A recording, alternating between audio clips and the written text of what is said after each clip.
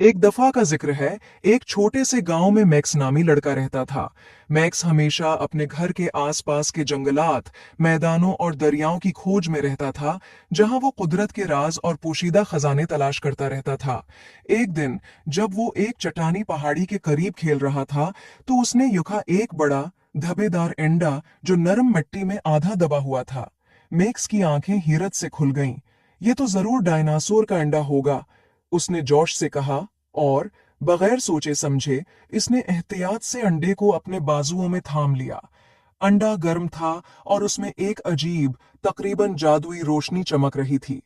Max दौड़ता हुआ अपने घर की तरफ आया ताकि अपने खानदान को ये खजाना दिखा सके, लेकिन रास्ते में एक अजीब वाकया पेश आया। अंडा हिलने और कांपने लगा, जैसे कि अंदर से कोई बाहर निकलने की कोशिश कर रहा हो। मैक्स ने अंडा जमीन पर रखा और हैरत से देखा कि इसकी सतह पर छोटी छोटी दरारें बनने लगे। जल्द ही अंडा टूट गया और इसमें से एक नन्हा सा सब्ज रंग का डायनासोर निकला, जिसकी चमकती हुई आंखें और शरारती मुस्कुराहट थी।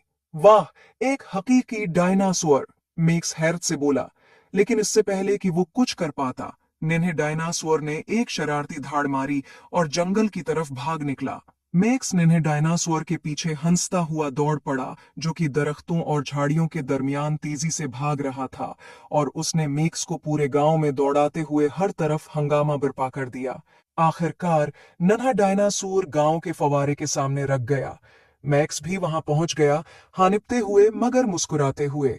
डायनासोर ने मैक्स की तरफ एक चमकती हुई आंखों के साथ देखा और फिर एक छलांग लगाई और फवारे में कूद गया, जिससे दोनों पानी में शराबूर हो गए। मैक्स हंस पड़ा। तुम एक शरारती नन्हे डायनासोर हो, उसने कहा, और हंसते हुए डायनासोर को अपनी बाहों में भर लिया। इसी वक्त एक बूढ़ा आदमी मैक्स के पास आया। मैं देख रहा हूं कि तुमने कुछ खास चीज पाली है, आदमी ने मुस्कुराते हुए कहा। ये कोई आम डायनासोर नहीं है, नौजवान लड़के। ये नन्हा बच्चा एक जादुई इंडे से निकला है और ये जादुई डायनासोर है। मैक्स ने नन्हे डायनासोर की तरफ देखा, जो अब उसकी बाहों में लपटा हुआ था, और उसके दिल में एक गर्म, खुशगवार एहसास पैदा हुआ। मेरा ख्याल है कि हम दोनों एक दूसरे के लिए बने हैं, मैक्स ने मुस्कुराकर कहा। इस दिन के बाद मैक्स और इसके डायनासोर दोस्त, जिसका नाम उसने डीनो रखा था, उन्होंने एक साथ बहुत सी महम जॉय की, और जहां भी गए खुशी और हंसी बुखेरते गए। गांव वाले जल्द ही डीनो को पसंद करने लगे। उम्मीद है आपको स्टोरी पसंद आई होगी। Please like and subscribe my YouTube channel.